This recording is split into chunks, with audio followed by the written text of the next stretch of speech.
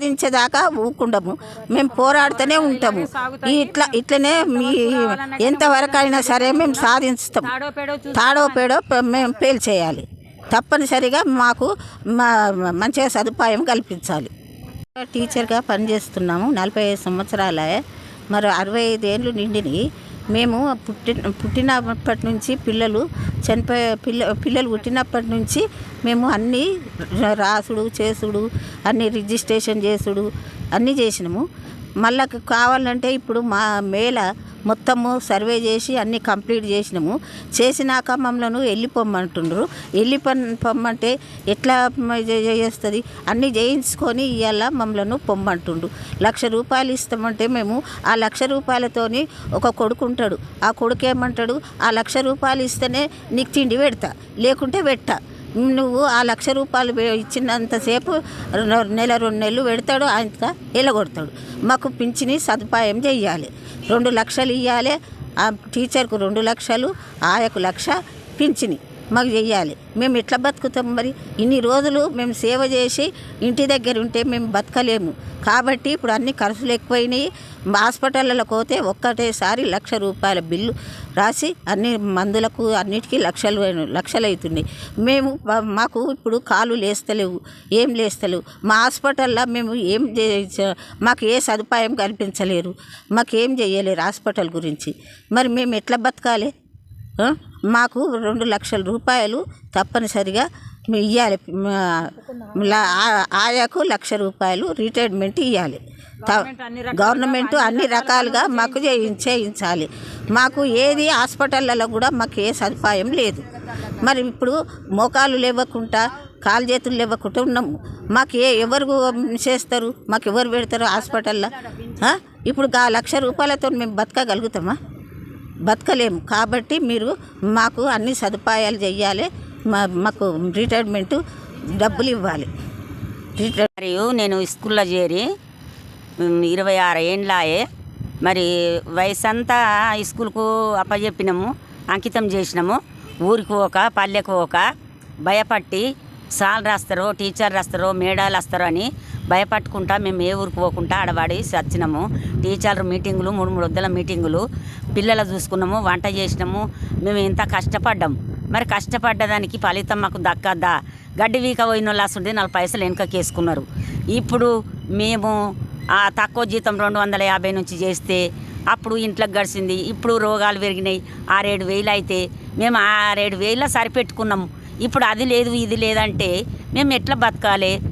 నా భర్త మేము పెద్ద మనుషులం అయినాం. నా కొడుకులు లేరు, ఎవరు పెట్టాలి మాకు? మరి ఏమి ఇస్తారు? ఇంత ఇష్టం ఇచ్చిన మనసు ఇంత తాగి మేము ఇద్దరం తాగి చచ్చిపోతాం. మాకు ధరవు లేదు, కొడుకులు లేరు, ఆమ్దాని లేదు. మరి గవర్నమెంట్ను రిక్వెస్ట్ చేస్తున్నాం. మరి 1,00,000 రూపాయలు మాకు ఆయలకి ఇవ్వాలి, 2 లక్షలు టీచర్లకి ఇవ్వాలి. దాని వెంబడి ఇంత పింఛను చేయాలి. చాల్లో కొద్దిగా జీవి గంజి పోసినట్టు మేము అట్లా వెళ్ళిపోతాం. లేదంటే మేము ఇంకా సంవత్సరం దాకా మాకు హామీ ఇవ్వండి, మేము చేస్తామా, మనిషిని పెట్టుకుంటాం, పని అయితే ఆపం, మేము చేయగలుగుతాము. ఇంకా మాకు సంవత్సరము చేస్తామని ఉన్నది మా ఉద్దేశం.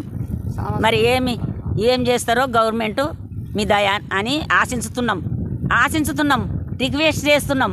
నేను 36 సంవత్సరాల పైనుంచి చేస్తున్నా. నాకు ఇప్పుడు 65 సంవత్సరాలు నిండినాయి అని మొన్న రాత్రి ఫోన్ చేసి, రేపటి నుండి నువ్వు స్కూల్కి వెళ్ళడానికి వెళ్ళలేదు, మీకు వెళ్ళిన జీతాలు వేయము, నీకు 1,00,000 రూపాయలు ఇస్తాము, టీచర్కి ఆయాకి 50,000 ఇస్తాము అని చెప్పి మమ్మల్ని వెళ్లకుండా చేశారు. కానీ ఈ రోజునాడు ఖర్చులు ఏ రకంగా చూసినా మాకు అవి పైసలు సరిపోనంటే ఒక రోజు హాస్పిటల్కి వెళ్తేనే 4-5 వేలు అయిపోతున్నాయి. మాకు వయసు అంతా అంగన్వాడీకే దారబోసాం.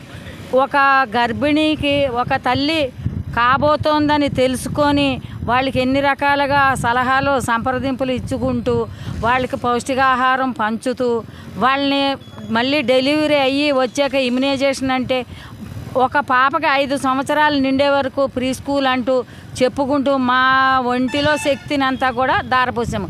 ఈ రోజునాడు మీరు ఈ నుంచున్న పలంగా వెళ్ళిపోండి, మీకు ఇదే ఇస్తామని ఈ ప్రభుత్వం మాట్లాడుతుంది. ఇది సరికాదు. గత సంవత్సరం మేము ధర్నాలు చేసినప్పుడు మాకు ఇచ్చిన హామీని ప్రకారంగా 2 లక్షలు టీచర్కి 1 లక్ష రూపాయల ఆయమ్మకి ఇచ్చి మాకు మళ్ళీ బతుకుదెరువుగా మేము ఎటు వెళ్ళి పనులు చేసుకోలేని తనంలో ఉన్నందుకు మాకు ఒక పెన్షన్ కింద ఒక 5,000 రూపాయలు ప్రతి నెల ఇచ్చి మమ్మల్ని ఇంటికి పంపిస్తే మేము వెళ్ళడానికి సిద్ధంగా ఉన్నాం. కానీ అది 5,000 అన్నది కూడా ఈ రోజు ఖర్చులను బట్టి సరిపోవు.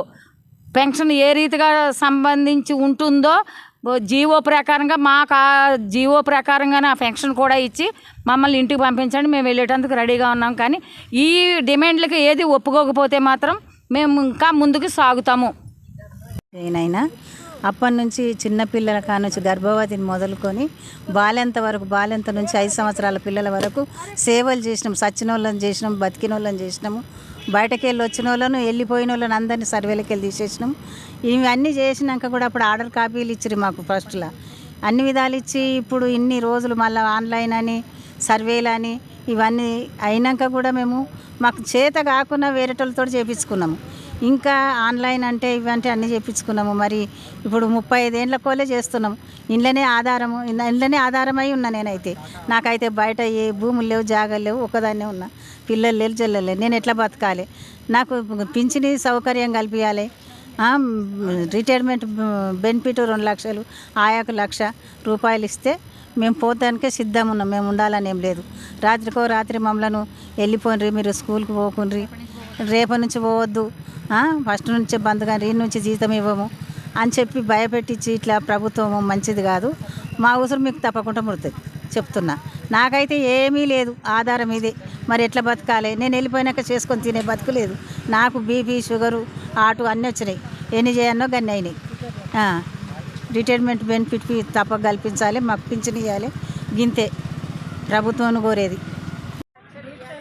అంటే దీక్ష కూర్చున్నాం ఈరోజు స్టేట్ వ్యాప్తంగా కూర్చున్నాము.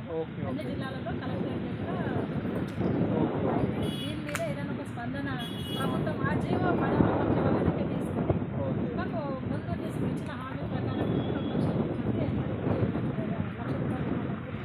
మేము డిమాండ్గా చేస్తున్నాం. పెన్షన్ కూడా ఇవ్వాలి, జీవితకాలం పెన్షన్ కూడా. ఎందుకనంటే వీళ్ళు చిన్నప్పటి నుంచి సేవ చేసి 45 ఏళ్ళు అయిపోయింది సార్. ఒక్కొక్కరు సేవ చేసి అప్పుడు 125 రూపాయలు జీతం, ఆయాలకైతే 50 రూపాయలు. అప్పటి నుంచి సేవ చేసి వెళ్ళిపోతున్నప్పుడు కనీసం ఆరోగ్యం కనబడినప్పుడు కూడా పోతే గవర్నమెంట్ ఫీజులో ఎక్కువైపోతుంది, మెడికల్ ఫీజులో ఎక్కువైతున్నాయి. దానికి సంబంధించిన బతకడానికైనా సరిపోయే పరిస్థితి లక్ష ఎవరికి ఎక్కువ కోరికలు కూడా కోరికలు. ఇది ఒకటే మన డిమాండ్. అయితే దీన్ని జరిగిన 10 రోజుల వరకు కొనసాగించి తర్వాత రాష్ట్ర కమిటీ నిర్ణయం మేము లోపలికి పోయి నిర్బంధం చేసేది, రస్తాలు వేసేది, అట్లాంటి దాని గురించి మేము మిమ్మల్ని ఇబ్బంది పెట్టాం. మాకు సమరసంగానే దీక్షలు చేస్తాం. సాయంత్రం వరకు 65 సంవత్సరాలు నిండినటువంటి అంగన్వాడీ టీచర్లను, హెల్పర్లను ఈరోజు రాష్ట్ర ప్రభుత్వము అన్యాయం చేస్తున్నది. గత 45 సంవత్సరాల నుంచి అంగన్వాడీ సేవలు అందిస్తూ ప్రజలకు, అట్లనే పిల్లలకు, గర్భిణీ బాలింతలకు సేవలు అందించి ఇలా 65 సంవత్సరాలు నిండిన వెంటనే ఇంటికి వెళ్ళమని చెప్పేసి రాష్ట్ర ప్రభుత్వము చెప్తా ఉన్నది. మరి గతంలో 24 రోజుల సమ్మె చేసినప్పుడు అధికారులు, అట్లనే అప్పుడు ఉన్నటువంటి గతంలో ఉన్నటువంటి ప్రభుత్వం కూడా కొన్ని హామీలను ఇచ్చింది. ఇచ్చిన హామీల ప్రకారం చూసినప్పుడు టీచర్కి 2 లక్షలు, ఆయాకు 1 లక్ష రూపాయల రిటైర్మెంట్ బెనిఫిట్ ఇస్తానని చెప్పేసి హామీ ఇచ్చింది. మరి ఈరోజు హామీని పక్కన పెట్టేసి ఇప్పుడు అధికారంలో ఉన్నటువంటి ప్రభుత్వము, కాంగ్రెస్ ప్రభుత్వము ఆ 10వ నంబర్ జీవోను అమలు చేస్తూ ఉంది. 10వ నంబర్ జీవో ప్రకారంగా టీచర్కి 1 లక్ష రూపాయలు, హెల్పర్కి 50,000 రూపాయలు చెల్లించి ఇంటికి పంపించాలని చెప్పేసి అన్యాయంగా ఆలోచిస్తున్నది.